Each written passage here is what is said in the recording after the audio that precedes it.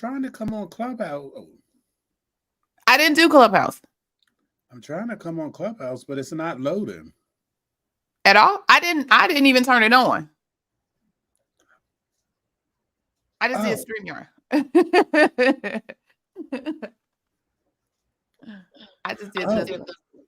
Okay, because it came up. I'm like, oh, okay. Well, I guess because it's an automatic. Okay. It's an automatic thing, but I didn't come up. I didn't even connect. I didn't do any of the things this morning. Good morning. Good morning. How are you? How are you? Yourself. I'm doing good. I'm tired. It's been a week. I have my to-do list. People just keep adding to my to-do list. I'm like, I don't have time. I gotta go. I gotta get ready. I gotta go. But they still want to add to my. I'm about to just shut down. And shut down. Do what you gotta do. I gotta do what I gotta do. Jesus. All right. Let's get. How was your week? How's your week been? I took off Thursday and because I needed it. It's just a lot going on. It's a lot. And I know COVID is back out in these streets. I'm hearing like every day somebody is contracting COVID, and I'm like, ooh, I feel like I'm dodging bullets. I feel like it's Russian roulette. I was like, let me get all these masks back out, get everything back together. If I need to wrap my whole head up when I go out. So yeah. I mean, I haven't heard anybody be very, very sick with it, but just, hey, I got COVID. I got, it's like, oh my goodness. Okay. It's the same here because even in the reviews because I've started seeing it. I started seeing it in July actually, when people are starting to be admitted with COVID. But fortunately, like it's not anywhere near to the level of acuity like it was before. Like nobody's in acute respiratory failure. Nobody's on a ventilator. So that's good. Right. And I prayerfully, it's just for those folks, it just does what it, there's no long-term effects or nothing that comes with this new strain. I mean, I guess they're still learning about it and investigating it. So hopefully nothing comes. I did read somewhere it was talking about like rashes or something. That was a new symptom that people may see. But so then I'm looking at my skin every day. My Lord. And then the bees, oh my God, the bees are out and just buzzing and trying to sting everybody. It's a whole hot mess out here in these streets, but here we are. Oh, well, fall is upon us. Fall is upon us, and fall is my favorite time of year. Y'all making it hard. All right, don't be so simple. Right. Exactly. All right. Let's get this party started. So welcome everybody to our Saturday morning tea, where we discuss health information, news, education, certification tips, entrepreneurship, the physician burden, the nurse practitioner's plight, the revenue cycle at large, just all of the things. And as you come in, don't forget to hit the thumbs up or like button. I am Clarice Warner. I am the girl with the pearls, the founder and senior education director of the Professional Reimbursement Network, LLC, where coding education is key. PRN is a healthcare compliance consultancy located in Cincinnati, Ohio, that specializes in revenue cycle and regulatory compliance and education. One of our sincere goals is to make sure, if you're interested in becoming a certified marketable medical coder, that we provide you the tools and information that you need to accomplish that task. But first, let me ask you, do you know what it takes to be a certified marketable medical coder? Do you? Well, before I introduce my co-host, let me share with you information on a free email course on the 5 steps to become a certified marketable medical coder. Are you interested in medical coding, but not sure where to start and scared of wasting time and resources? Let me help you with the right steps to become a certified marketable medical coder. Learn more at bit.ly/5stepscoder. I feel like I need to dig out that hat again. Let me throw that on here one day. All right. So if you are interested in information about the free email course on the 5 steps to become a certified marketable medical coder, then check out the link in the description box. So joining me today is my illustrious co-host, Mr. Jesse, the registered trademark. Put some respect on his name, the coding nurse. Sir, introduce yourself and tell the folks all about you. Good morning, everybody. My name is Jesse. I live in Philadelphia, Pennsylvania. I have been an LPN for 3 decades. I transitioned into HIM in 2014. And during the pandemic in 2020, I created a company, the Coding Nurse LLC, where I help nurses and other healthcare practitioners with clinical experience. I help them transition into the wonderful world of HIM. And oh, what a wonderful world it is. How's everything been going? It's going well. I have I have a new class, and it's just like in the very beginning, it's just trying to get that switch to go off, because you have to change the way you think. You do. My class, it's like they're learning about ICD PCS, and not everybody, the majority of them are getting stuck on those root operations, particularly removal and excision, and understanding like the differences between the two. And it's like all my comments, don't forget to read the definitions of the root operation. Don't forget to read the definition of the root operation. Like it all could be so simple. PCS is all of, if you don't get the root operations, you will your whole code is trash. It's all gone. And I'm like, I'm looking like, nope. Like if them first 3, it's a wrap for you. It's a wrap for you. So yeah, so it's interesting. Again, just and that's something that you just really have to know. Period. That's something you really have to know. Or know to go look it up. You don't have to memorize, but know to go look it up. I say the same thing. You just got to know where to go to find it, because what I do is like, because I still have access to the HEMA encoder, so I'll pull it up and I tell them, because what I tell everybody, even in my CM classes, I said, whether you believe it or not, a dollar amount is attached to every one of these codes. And when they put in the wrong code, I'll show them in the encoder how it affects payment. And that right there is the game changer right there. For some reason, I don't know, seeing the dollars, folks, it changes folks' mind. Just looking at some dollars. I don't know. All right. Well, let's see. Before we get started, let me remind you that we are having a conversation. And so we want you to join in and add to that conversation. So by doing so, if you're joining us via Facebook, YouTube, and LinkedIn, you can just use the chat. Place all of your comments there. Don't be shy. Your opinion matters and is welcomed here. Always. Also, if you have a question, please type Q first so that we know it's an actual question for us and we don't miss it. So for those who are joining us today, either live or watching the replay, today we are talking about recent developments of AI, or artificial intelligence, and health information, specifically coding.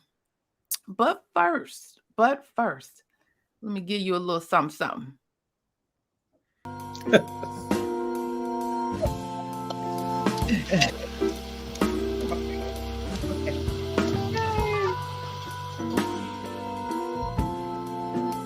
Oh, Martin Luther.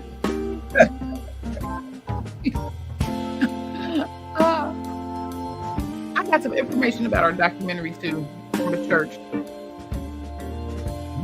I should have put him on camera. Should have started it right then and there. Like, you're gonna be the first victim of the documentary. All right.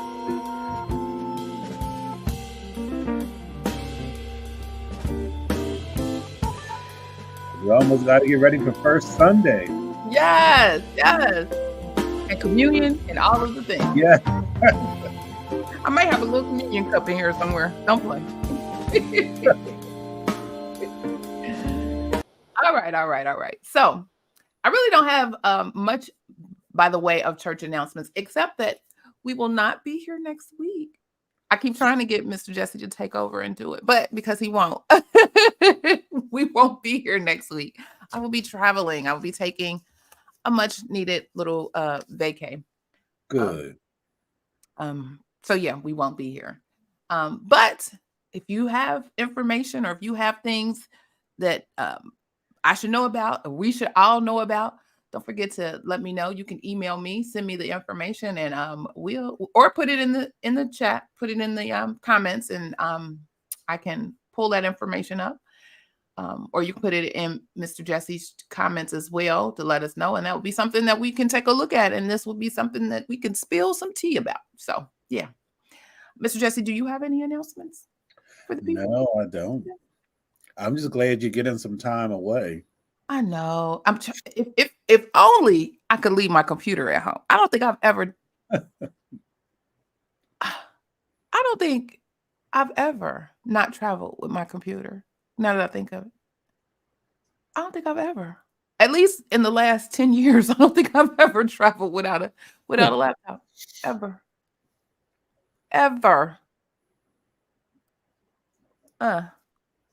I have not. That may be bad, but it is what it is. Good morning, Crafty Coder. Welcome back, ma'am. Welcome back. Oh, let me get rid of this banner. Okay, so that is my church announcement for the day. Let's get into this stuff we got going on. So,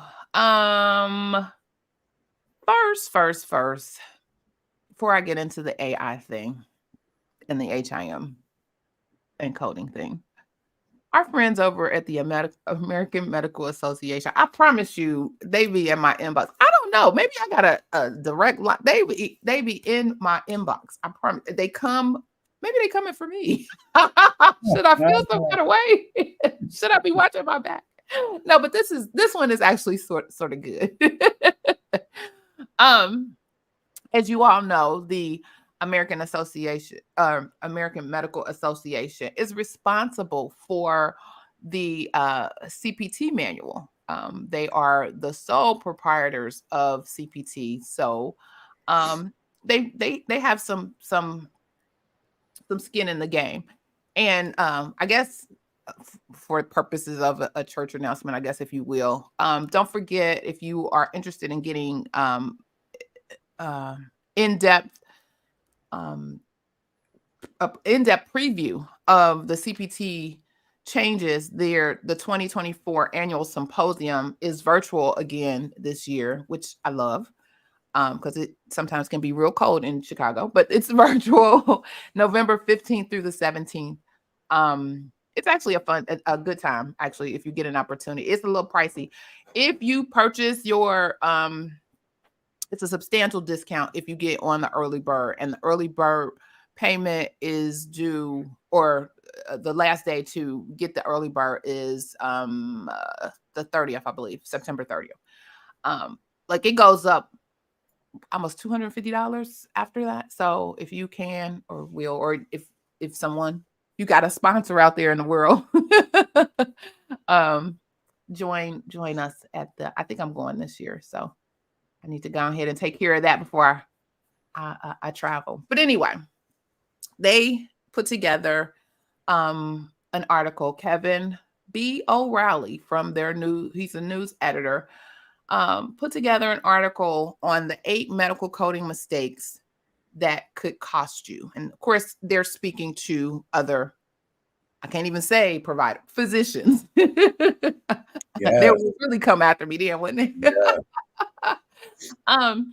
And so they have been talking about government and private insurers audits have revealed unfortunate cases of fraudulent or abusive medical billing practices. And they kind of break down a little bit of the terms fraud and abuse. And uh fraud is where there's an intentional misrepresentation. So somebody is actively on purpose doing something that they ain't got no business doing. And then abuse is the falsification was an innocent mistake. But unfortunately, mistake or not, uh, typically the government feels that you should have known. You are ultimately responsible and you should have known about what's happening. She's like, okay, don't say provider. What's happening with your coding and billing? So, and then they say, for example, abuse could involve coding for a more complex service than was performed due to a misunderstanding of the coding system. Either way, again, they feel like you should have known and before that bill goes out the door. So here are the things that they are mentioning, the 8 items that they suggest that you kind of can help your provider, physicians or providers, because actually they wrote this to physicians, but this applies to providers as well. So physicians and or providers. How about that? First is unbundling codes. So when there is a single code available that captures payment for the component parts of a procedure, that is what should be used, period. You should not, just because you think you did a whole bunch of stuff, and you probably did, but if one code encompasses all of the things that you did within that particular procedure, that is what is to be coded. You don't capture or you don't code all the individual things. That's unbundling. And it says unbundling refers to using multiple CPT codes for the individual parts of the procedure, either due to misunderstanding. They use this a lot in this article. That's why I'm chuckling. Or in an effort to increase payment. Either way, it's wrong. So don't unbundle. Upcoding. We've all heard about upcoding. They give an example. You are a physician in a specialty such as oncology that often has highly complex patients. Due to this, you always report the highest level evaluation and management service, regardless of the actual condition your patient presents with. While this isn't always upcoding, you should accurately report the level of E&M code based on the patient's condition and not just based on your specialty. Sounds like upcoding to me if you saying that you did something that you did not do based on your patient's condition and the documentation does not support it. Exactly. And then they go on to talk about examples of outright fraud in terms of upcoding, where they give an example of a psychiatrist who was fined $400,000 and permanently excluded from taking part in Medicare and Medicaid due to upcoding. He billed for 30 or 60-minute face-to-face sessions with patients when in reality, he was only meeting with patients for 15 minutes each to do meditation checks. Not a good look. The next is failing to check the National Correct Coding Initiative edits when reporting multiple codes. So CMS developed the NCCI, which is the National Correct Coding Initiative, to help ensure correct coding methods were followed and avoid inappropriate payments for Part B Medicare claims. These are automated prepayment edits that are reached by analyzing every pair of codes billed for the same patient on the same date of service by the same provider to see if an edit exists in the NCCI. If there is an NCCI edit, one of the codes is denied. NCCI edits will also typically provide a list of CPT modifiers available that may be used to override the denial.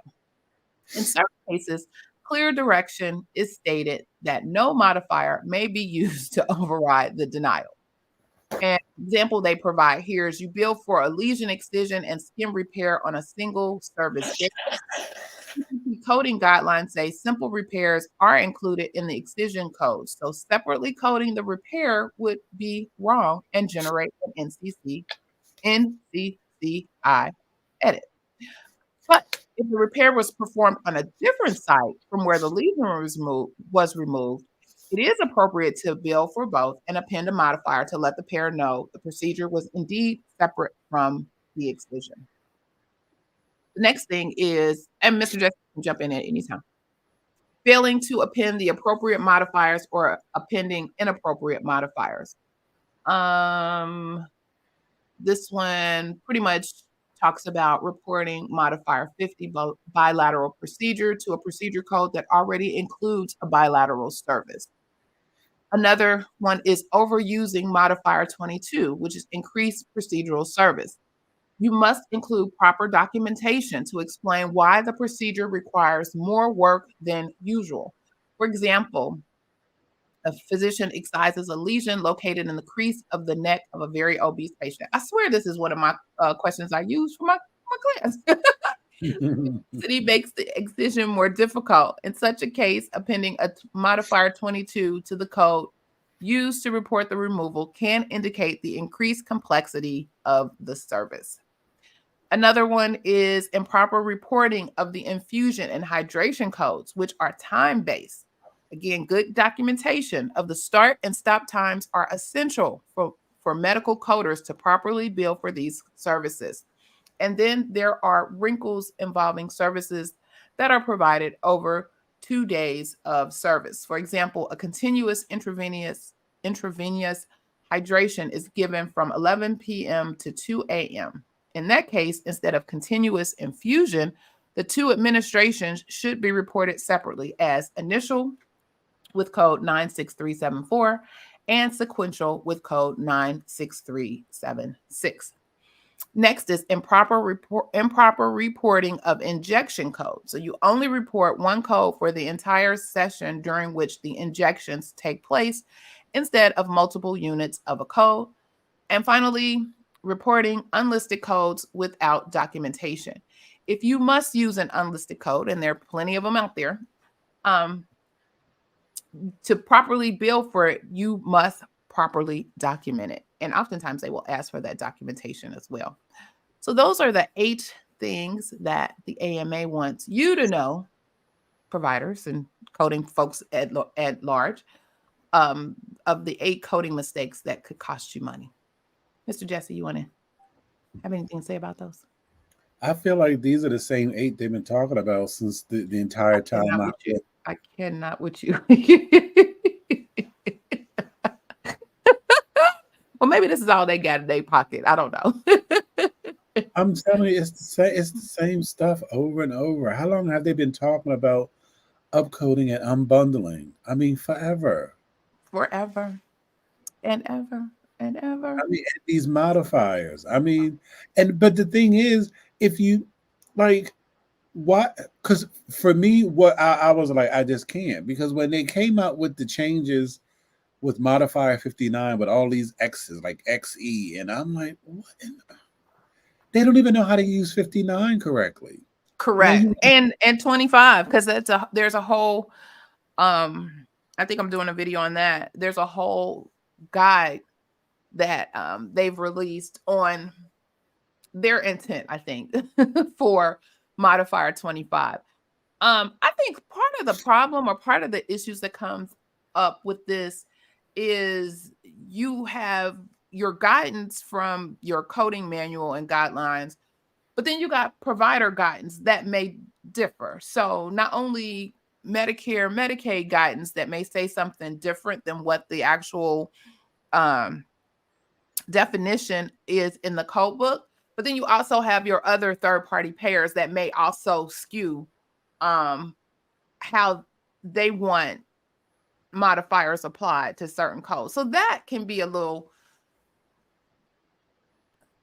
part of the confusion, or as they said in that article, misunderstandings related to that. Now, the only thing that I will say is, and I think that especially when it comes to Medicare and Medicaid, I think that there needs to be standards across the board, because You're we right. all know that they have, NCDs, but I don't think that there should be much variance between LCDs. I don't see the need. I think that everything needs to come from CMS and everybody uses it. Yeah, these federalist models, boy, they just be killing me. Like the thing is, if you at the top say this is how it's gonna go, then everybody else needs to follow suit. Versus, you know, you want you want to get everybody else's buy-in, so you have all these different carriers and all of these different MACs that say, well, no, we've interpreted it to mean this, that, and third. And if you are in a place, say you're like, we have a tri-state area. We Right. have Kentucky, Ohio, Indiana, and a lot of other places have that same thing where you're kind of on the cusp or on the border. Well, then you need to be responsible and know what the definitions are, or what the intentions are for the different MACs that are a part of the area in which you could potentially be coding. And yeah, it could be a lot. Because So I I agree. They should just have one. I totally agree. Crafty Coder is also in agreement. Our person on the streets. There should just be one set of guidelines that will clear some of this nonsense that we have out here. because I read an article a couple years ago where this physician, has said that in he documented a condition that was paid in one MAC with no problem, but he documented the exact same way, and the patient had another MAC and it was denied. So you shouldn't that should not be, That shouldn't because be. now that is a burden. That is a burden. I will say that. Right. Having to jump through the hoops and understand and know what the requirements are for these different MACs is a mess. Okay. So let's get into this artificial intelligence stuff and coding. Well, first let me start with I actually there was a webinar yesterday that I sat in on from the South Asian Bar Association. Don't ask me how I got it associated with the South Asian Bar Association, but I We was. have questions, okay? Y'all know I love all the people, but they are from the and it's specific to Washington D.C. So I think it's tied to George Washington University, and I Okay. have gone to a couple of some of the law stuff. So I think that's how they got my name, and I'm tied to that. But anyway, I was like, oh wait, y'all talking about AI and healthcare? So it was titled Artificial Intelligence in Healthcare, and it was actually pretty good. It was an hour, well spent. The one thing that they talked about was generative AI, which is kind of what we know, which generates stuff or generates information, similar to like what GPT is, that we all have heard of over and over and over again ad nauseum, versus predictive AI. And predictive AI, and they also talked about like clinical decision support and how AI actually has been around for a very, very long time in healthcare, just under different auspices and different uses. So one of and these were attorneys that was hosting this particular webinar, but one of them mentioned how taking so she talked about med students and new physicians, and having them, it's so much technology, or so much new medicine and new therapies and treatments and all of this, and it's just impossible for them to learn and know it all. So AI, this predictive AI, can be helpful for them. And girl, I love it too. I ain't gonna lie, I love it too. But this can be helpful for them um in making sure that they stay abreast of the not necessarily the trends, but evidence-based medicine, evidence-based treatment, etc. And so then another attorney was like, and that's all well and good. However, legally, think about the malpractice that could potentially be a part of this in the event that this becomes accepted practice. So, in right now, I guess it's more facility or health system based on their policy. So there's no kind of rules or rigs put in place. They're scrambling to get them out and get them together, but there's nothing set in stone. But say you are a patient and you see a provider and something goes left, and there had been some sort of information that was provided through AI that was evidence-based, and that provider chose not to use it. At what point is that not considered malpractice? Because you were provided with information that could potentially assist or help you in treating whatever the person has, and you decided, I don't need that. I already know this is what I've been doing, or whatever. However, your decision was not based on quote unquote evidence based. And of course, that was the key to all of this. It needed to be evidence based information. And so, that she was like, that opens up a whole different can of worms there. Because, is that malpractice or is it not? And again, right now, that's sort of open because you don't know, because there is no hard and fast rules or regulations on how it's set up. So, those were some of the things that they talked about. So it was a real interesting looking at the perspectives, particularly from the healthcare attorneys on their thoughts. Most of them, like you had one, she was like, she was not a fan at all. And then you had another one was kind of in the middle, and then you had another one that was like, this is great. But the one thing that that really, I think I wrote it down. You know how I was like, wait, she said what? That really stopped me was particularly with I think the clinical support and just getting the information, clinical decision support and getting information is, and the data, it's not about understanding what happened. We should be away from that and think about, like, how do we prevent it from happening? So our focus with the data that we're getting is not about, okay, well, let's get all this data. Let's look, okay, well, what happened? Well, no, we should be beyond that. It should be more about understanding how to prevent this from happening. And then they also talked about even using the data with AI to, and I think this was the one that was pro AI, but using this data from AI to help different groups of the population. So, you understand that, and I'll use sickle cell for example. So, sickle cell, primarily African-American disease. There are certain parameters around different responses to treatment, medications. People vary depending on, where they live in the world, if they have it.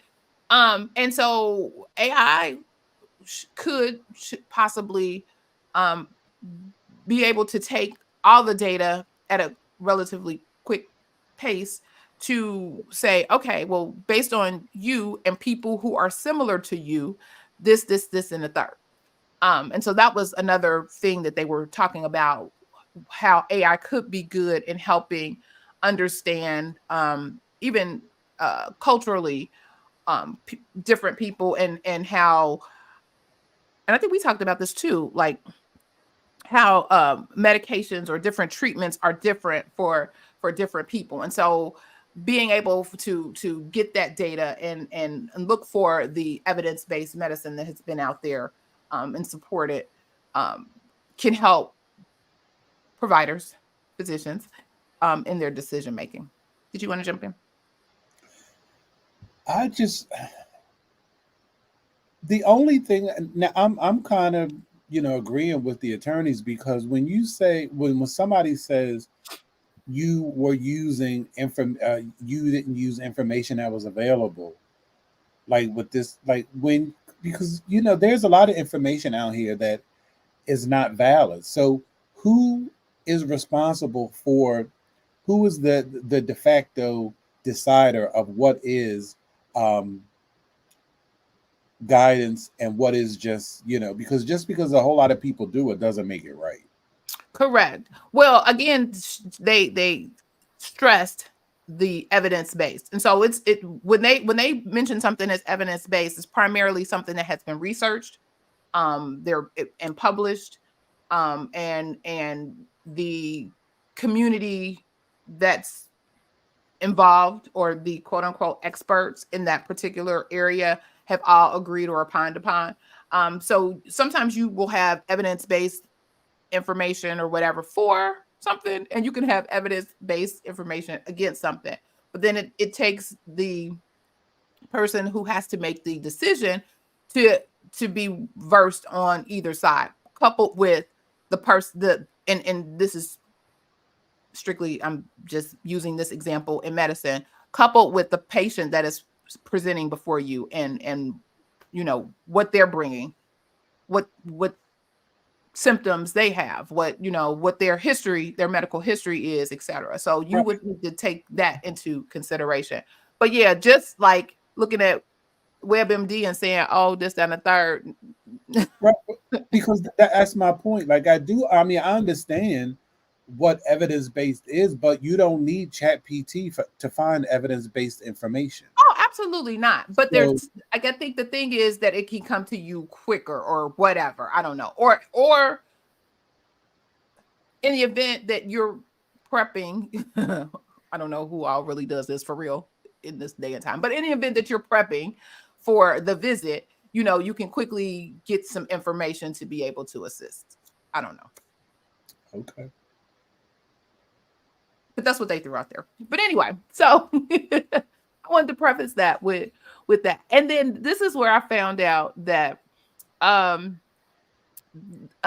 University of Texas Health Science Center at San Antonio and the University College at the University of Texas at San Antonio are launching the first known program in the United States to combine medicine and artificial intelligence. So the person will get a Doctor of Medicine, or MD, from UT Health San Antonio, and a Master's of Science and Artificial Intelligence from UTSA, for a 5-year MD/MS program, enabling physicians trained in San Antonio to uniquely lead in the practical use of artificial intelligence to improve diagnostic and treatment outcomes. So they are the first to offer this particular partnership of a dual degree for physicians. What you think about that? I think that is great for research if you're that kind of physician, because we all know, just like in any practice, not all physicians practice. They segment. So I think that it's great, but I think for the average run-of-the-mill physician, I don't see where this is going to be beneficial, because I think that what they should be doing is they need to be teaching them nutrition and how to document.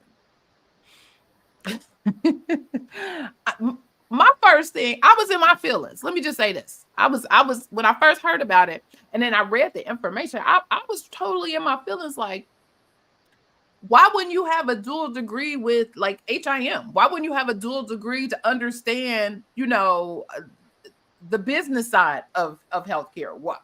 And maybe there is. Maybe I jumped the gun. But just hearing this, I was like, I often hear physicians and providers tell me, we have no idea how that your world. We have no understanding. We hear just only time we hear about something is when the folks is knocking on our door talking about we need to see some documentation for some charts or a review or an audit or whatever. It's like, I have no idea. We were taught how to document, but you never understood where that documentation lands and the importance of that documentation and all the different factors that documentation impacts. So I was in my feelings. Like, well, even if it ain't a whole master's program, something, I would think at least a class. Can you slide at least a class in or something, or you know, a mandated something? Well, the reason why is because that's not that's not sexy. AI is sexy. You know, they, you know, oh, you know, Keeping your dollars and your coins in your bag should be sexy too. I'm just saying. I don't know. but yeah, well, we know that's not on their radar because that's why the government collects billions of dollars in overpayments every year. True. They have washed their hands of HIN. That is beneath them. That's for us, you know, mere mortals to Figure handle. out. Right. While they talk about their compassionate sacrifice and AI. Yeah. She said, now they need 3 full months of just coding. Exactly. And documentation. Don't forget the documentation. Again, as we have always stated, it can all be so simple with just appropriate document. Complete and accurate documentation can make this whole world a better place. The whole world of HIM. I mean, because we all know that Healthcare in general, a better place. I mean, we all know that AI is here to stay. Nobody is. You'd be crazy to think that. But if you want to be effective, and I'm not saying that AI doesn't have its place in healthcare because it sure does, but that shouldn't be, because I can definitely see this becoming a thing. And I in terms of like the everyday, you know, person that's sitting in their office where their provider or physician has overbooked, that's not going to really help them. No. And then I can also see another side. So, you know, they have type A competitive personalities usually. So imagine this overarching feeling that you have to be in the know. You have to be on the cusp of understanding what's coming down. You have to, you know, that coupled with the production of medicine now, that would drive me crazy as a physician or provider, period. You're right, Vicki. And hey, Vicki, like Jesse said, it sounds good, but doctors need to first learn to be good doctors and real thinkers. You are absolutely correct. She said, the crafty coder says, if they learn how to code right, they will know what needs to be documented to code it. Hopefully. Hopefully. But the thing, and even like to piggyback off of the crafty coder's point, you know, you can still, because I don't think they on a very basic level, I don't even think that they, when I say they, I mean providers, physicians, whatever you want to call them, you would think that they would learn from the queries that people send how they should document. But can I tell you, I've been sending the same queries and they never change. It's like, when is it going to occur to you? Like, why would you? I just don't get it. And it's just like they're just totally divorced. Like they do their thing, and it's like, okay, well, you know, if they have a question, I guess they'll ask me. And they never change. It never gets better, which is crazy to me. I agree. And to your point, you know, the conversation has come up about query fatigue. Well, you wouldn't have the fatigue because I wouldn't keep asking you if you made the adjustments and corrected the problem. Period. It could all be so simple. I mean, I don't understand. Like, it's very basic. First of all, I don't understand how you can, because there should be a policy, just like there's a policy that an H&P has to be completed within 30 days or 24 hours after inpatient admission. There should be a time frame for the discharge summary to be completed as well. You should not. How is somebody in the hospital for 5 days, 10 days, and you do not have a well-written discharge summary? You have the discharge summary is supposed to tie everything up. There should be no question. No questions.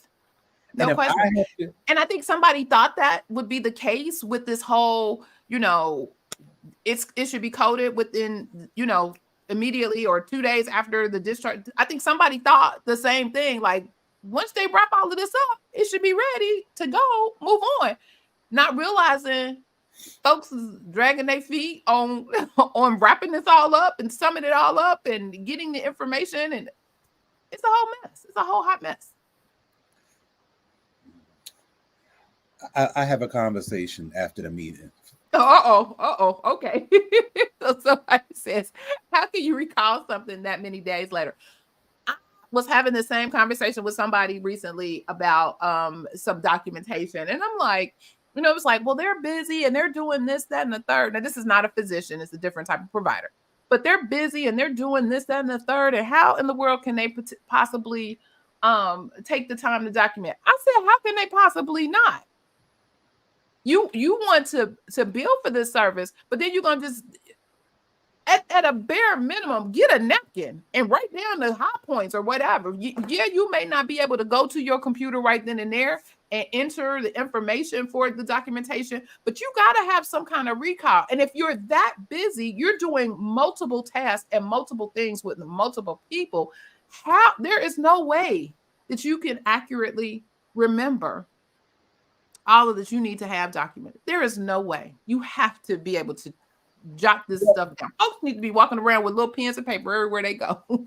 Well, what I can say, like where I work, we have to construct our queries so all the information they need to make a decision is in the query. They shouldn't have to look up, and we have to put in lab values, documentation, reports, even that, like, not full reports, but like the summary, like the impression. So you have to put all this into a query and send it to them. So all they have to do is just look at what you are asking and look at what you have included and then make a decision from that, so they don't have to go to the chart. And what happens sometimes like you run out of space, like you have too much information. So you have to, sometimes I have to scale it back because you'll get a message, it's too many characters for it to send. So then you have to scale it down. And then when you scale it down, that's where it gets a little murky, because if you're trying to say that this person needs this information to make a decision, sometimes you have to include a lot of moving pieces for them to get the whole picture. So that's what happens. You're supposed to put all this information in so they don't have to. They can look at it and make a decision based off of what you submit.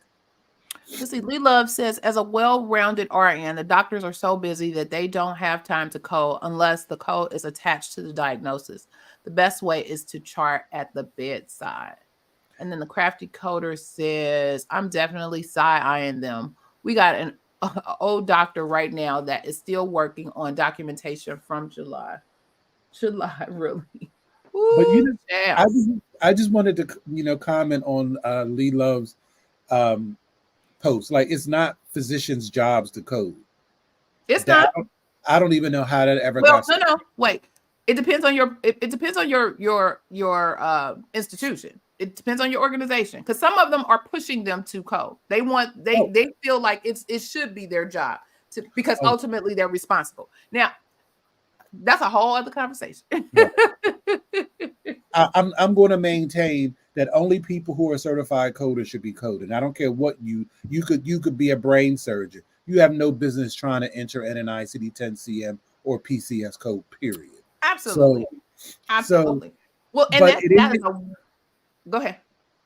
But it is your job to document appropriately so I or somebody else can code appropriately. That is their job. That is true. And that's a beautiful segue into how artificial intelligence is leveling the playing field for E&M coding. So, this article was by Chuck Buck from ICD-10 Monitor, and it says it's certainly not breaking news that artificial intelligence is making inroads in healthcare.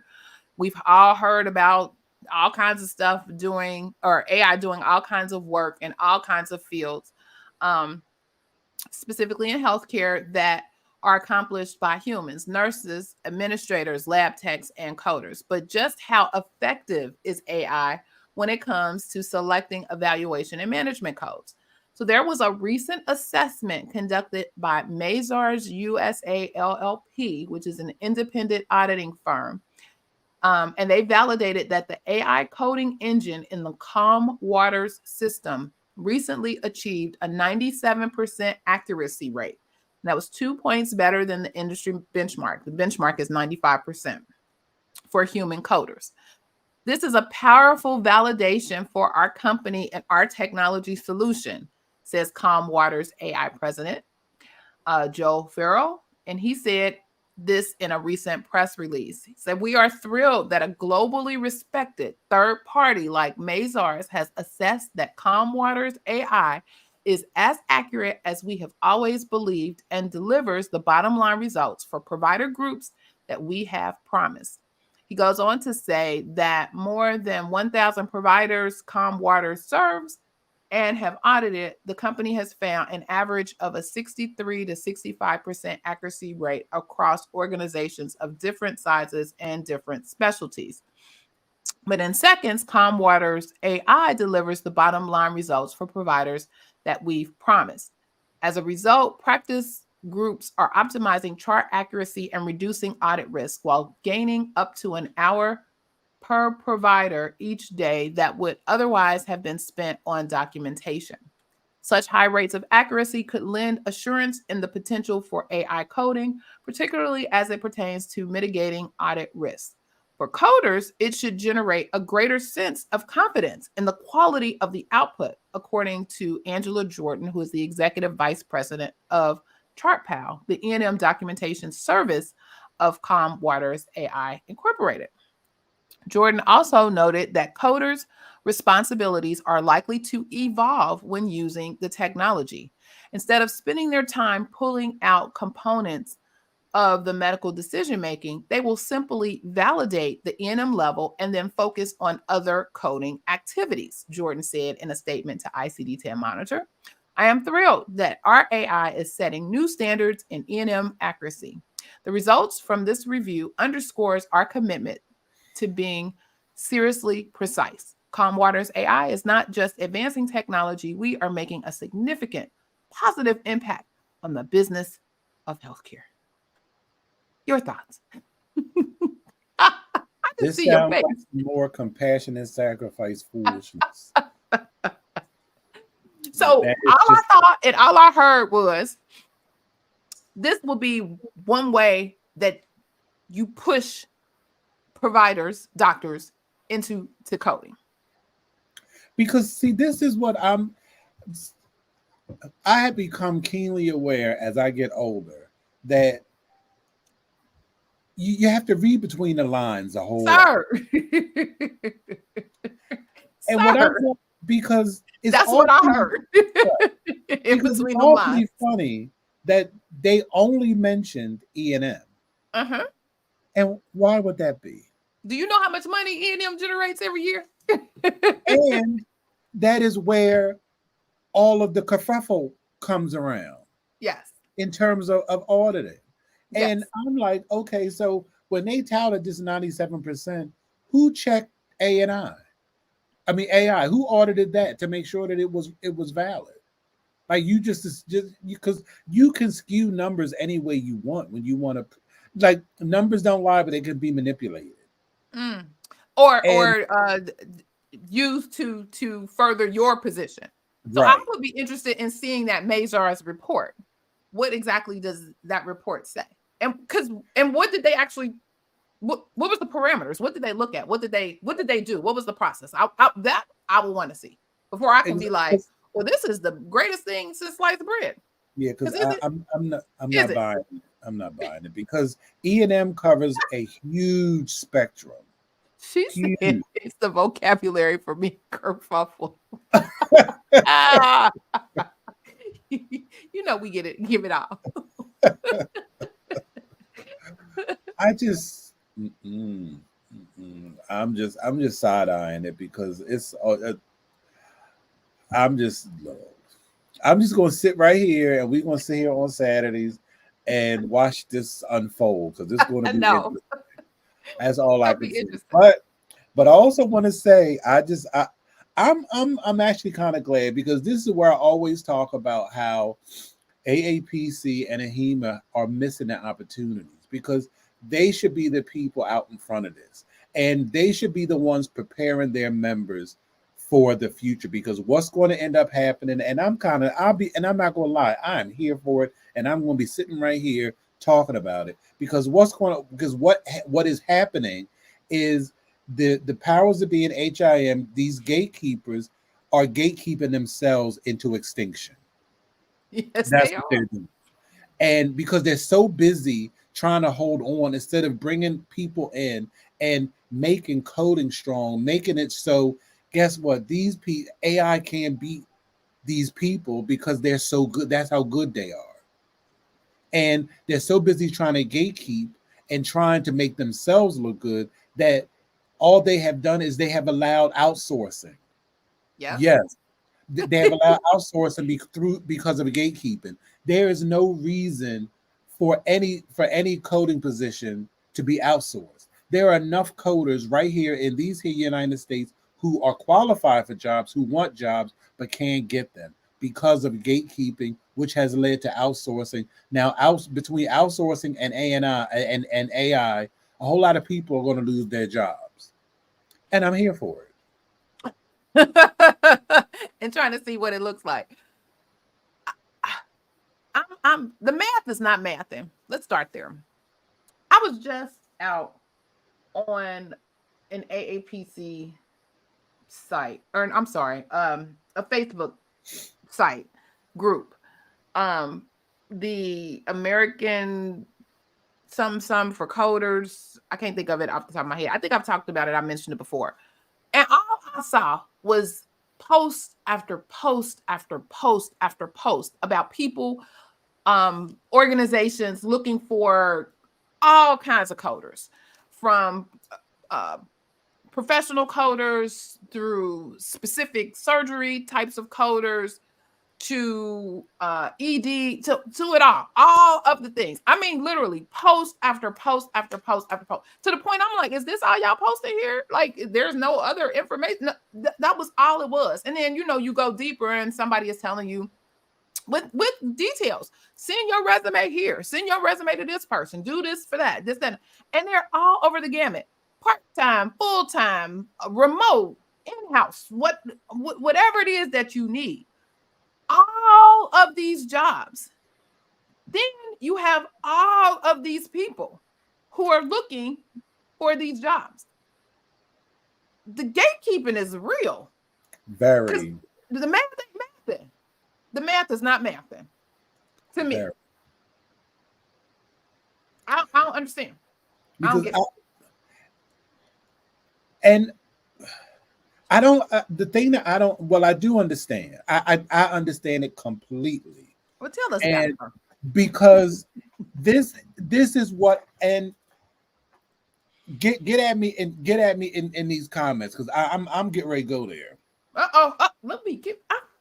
I need some more hot tea, but I got enough in here for now. Go This ahead. is a woman problem.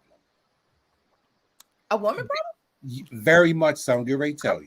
Tell us about it. I have been in female-dominated professions, nursing, now HIM. Mm-hmm. They are run the exact same way, and they all have these problems. Oh, we don't have enough help. We don't have enough staff. But they gatekeep themselves into a corner. They don't want everybody in. They're not for everybody, but we still have a need. And I'm going to even go a step further and say it because I didn't have my Red Bull and I'm feeling frisky right about now. Wait a minute. Red Bull gives you ring. It is white women Oh, that has gate kept nursing and HIM, and they have done it to the point of almost extinction. Because how is it that somebody that in male dominated professions like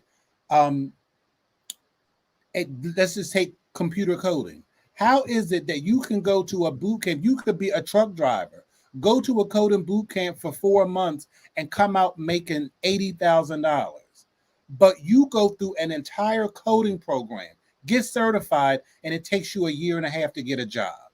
That makes no Why? sense at all. I'm going to tell you, gatekeeping. That's why.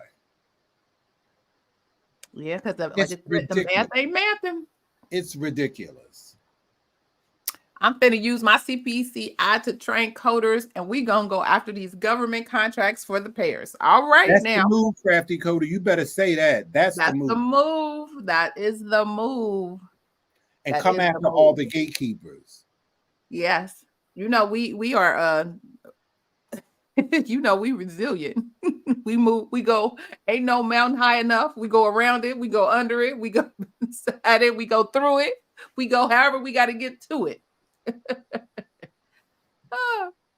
You're absolutely right. I mean, history has proven, history has shown itself over and over again that seems to be the case. There's no refuting that. And as I said, these numbers are not, the numbers don't add up. I don't understand. I mean, I promise you, this group had so many positions. That's all I saw. At least 20 posts right after another talking about the different jobs, and not just one job per post, multiple jobs in these posts that people were looking for all over. And I've had a 30-year front row seat to the shenanigans. I've seen it. All of my working career, I've seen it. And since I've been in HIM, this almost past 10 years, I've seen it. But yet and still, they always say that they need help. But you don't need help because you don't want help. You don't want help. You don't want help because there's help out there to help you. There are people out there to assist and help, but you don't want.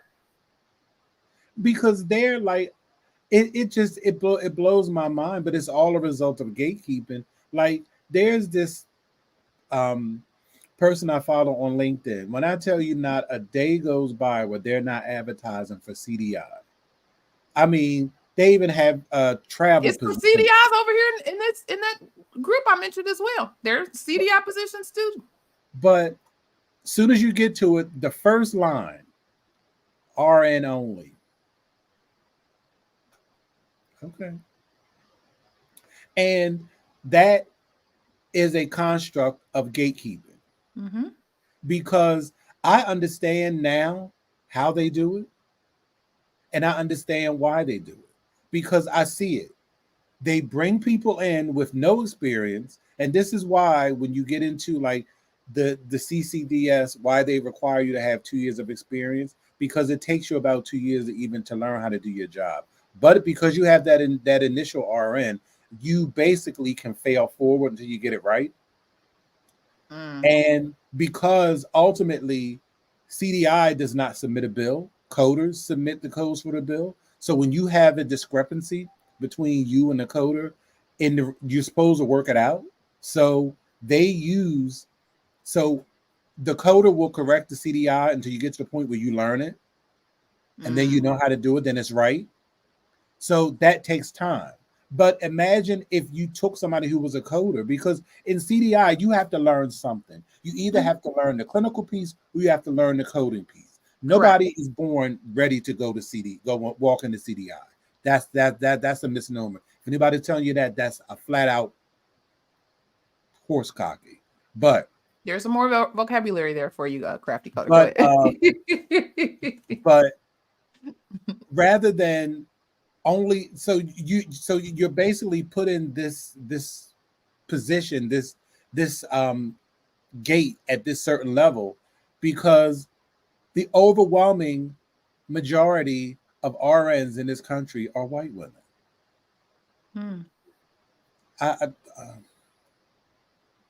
I'm done. I'm laying in my plane and I'm writing my book.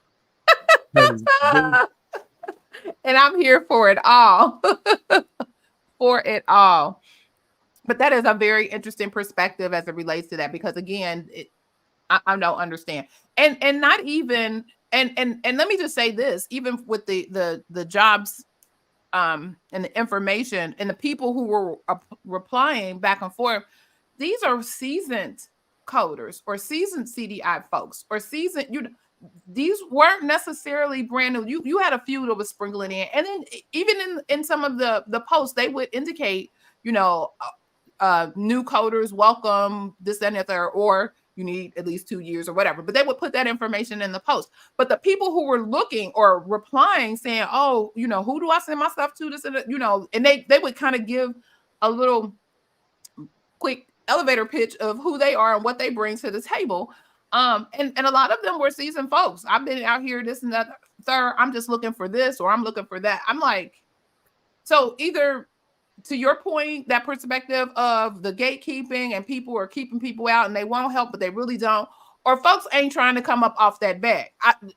That could be another thing. Well, that's a whole other thing. That's a whole separate, because even once you even get in, because me personally, I have applied for jobs and I'm like, no, I'm not. No, you're not trying to pay me that. Oh, well, that's all. That's the max we can offer. Okay, thank you very much. No, they want you to have all this experience, but they're not even trying to. No, see, because with experience comes money. Like if you're trying to pay me hourly, like you got to start in the high 4s, and then come over to a 5. Like, no, screw that. No. And they have the money. It's not that they don't have the money. They have the money. They just are not trying to pay you. They just don't want to pay you. You're absolutely right. They want nickel and dime, y'all. Yep, for real. So that could again be another piece to this complex puzzle of HIM. The business of HIM. There's more on this on this other side of this business. And this is why, see, businesses don't have a problem paying coders. When I mean like computer coders, they don't have a problem paying them because they know the value that they bring to their company. They know that they can maximize revenue. So why does that same logic not apply to HIM, where you are directly impacting revenue? Directly. Either getting it or holding on to it. And the difference is who is running the show on both sides. And if you look at if you see the difference between who's running the show, you'll see why the shows get ran the way they get run. Ooh. Ooh. And on that note, we are at the top of the hour. Woo. Yes. So look at how, some of so we want to talk about AI, but I guess even, I want to say before you even have that conversation, but the conversation is already out there. So while you are having that conversation, there are other pieces and nuances to the conversation that needs to be had. Other topics, and it may be uncomfortable. It may be one of those unpleasant things where you gotta come on in and sit down and sit in it for a minute. But these are some of the things that need to be discussed as it pertains to this. And ultimately, we all know who at the end of the day is impacted by all of this foolishness: the patient, the consumer. Ultimately, they're the ones that are impacted at the end of the day. And why not do what's best? Either both from a healthcare treatment, clinical perspective, as well as a business perspective, financially. Why not?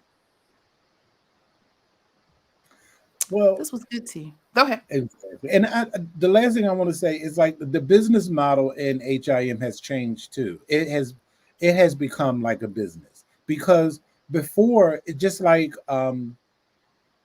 nursing used to be, before people were brought in, because this is like when you become a nurse, like you get a license, but you come in, you don't know anything. It's a training ground. This was to help you train and get people the additional knowledge, the on the job training related to, yes, you come in with your book knowledge and your education, but now you need to be able to apply it. And so there was room for the additional teaching and training and considering, how to groom people into different positions.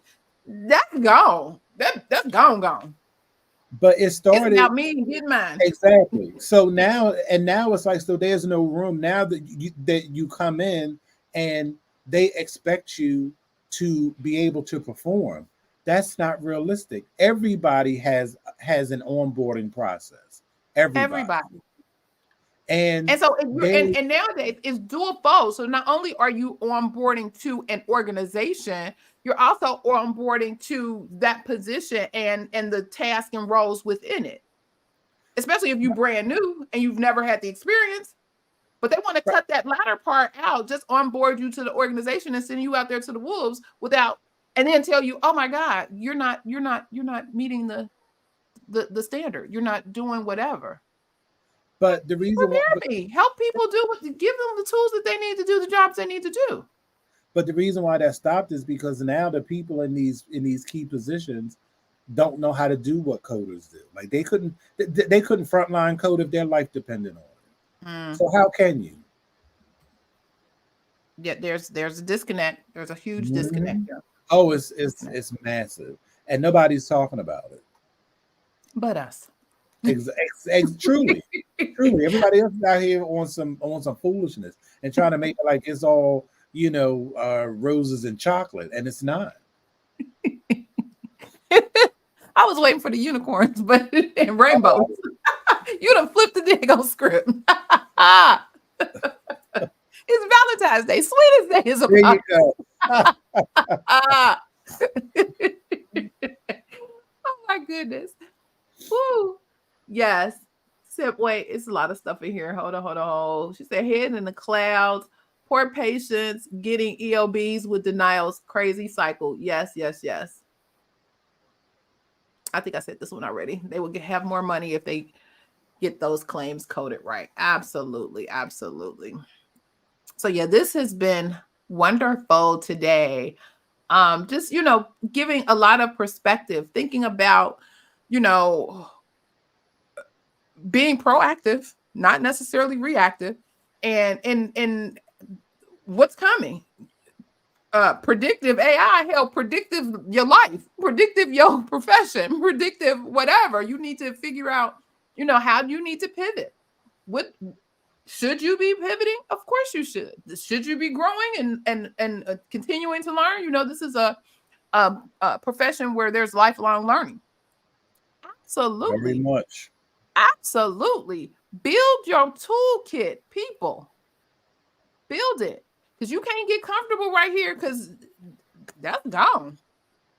That's gone. You got to have multiple skills out here to pay these bills. Multiple. So consider that. So thank you all again for joining the Saturday morning tea. Or if you are checking out the replay, thank you for that as well. Was the tea spilled today? Was it spilled today? Let us know in the comments. We would love to hear your thoughts. If this information was valuable,